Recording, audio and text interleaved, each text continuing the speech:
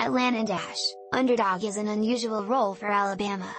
Turns out, it suits the Crimson Tide just fine. Now, Nick Saban's team is in a much more familiar position, getting ready to play for another national title.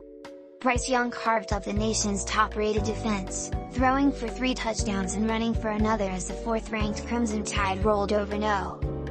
For Alabama, it would be the 7th appearance in the 8-year history of this postseason format, but this might be the most unlikely one of all given the way the Tide struggled late in the regular season. But the rat poison you put out there this week was yummy.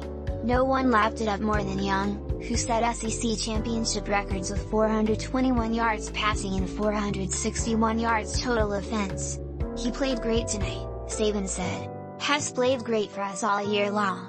Coming off a surprisingly difficult 4 overtime win over Auburn and already saddled with a loss, the Tide knew they needed a victory to ensure a return to the playoff. The reigning national champions gave Saban a chance to add to his record 7 titles, 6 of them coming since he arrived in Tuscaloosa in 2007 to lead a storied program that has become perhaps the greatest dynasty in college football history. The resiliency they've shown all year makes this so winning the game as we did last week, playing a game today to a level that most people probably didn't expect. I'm really proud of this bunch. They've shown tremendous ability to overcome adversity all year long.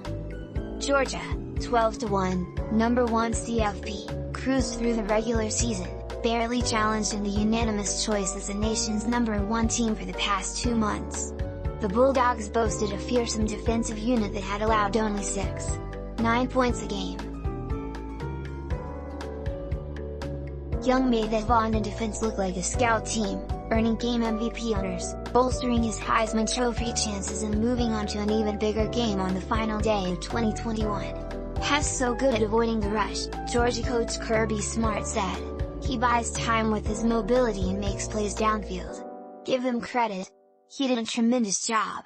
The playoff field will be announced Sunday, with the semifinals set for the Orange and Cotton Bowls on December 31st. Alabama, 12-1, number 3 CFP, had 6 offensive scoring drives, 5 covering at least 75 yards, the other 62, and finished with a staggering 536 yards against a team that was giving up just under 231 per game. The Tide's defense wasn't too shabby, either, essentially sealing the victory with Jordan Battle's 42-yard interception returned to the end zone with about 12 minutes remaining.